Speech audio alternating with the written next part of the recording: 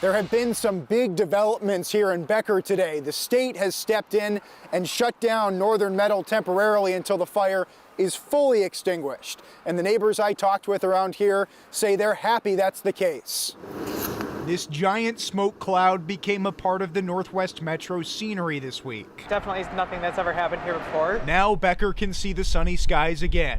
Firefighters left the scene Friday, letting private contractors tend to the final smoldering spots, but citing an ongoing imminent and substantial danger to public health. The MPCA announced that Northern Metal is temporarily, quote, prohibited from accepting any scrap metal, both here and at the Minneapolis site, which closed its shredder after the state accused the company of polluting the air and altering records. I think it's probably a good thing.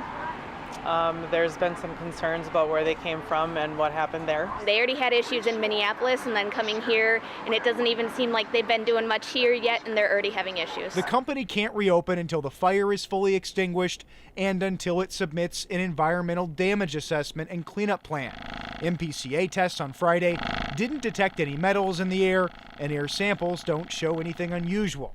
Still, neighbors are craving more answers. I hope that they're able to find out how it started and hopefully prevent that from happening in the future. Police are still blocking off the scene, but the firefighters are no longer here. There were a lot of them and they were working through some very difficult conditions.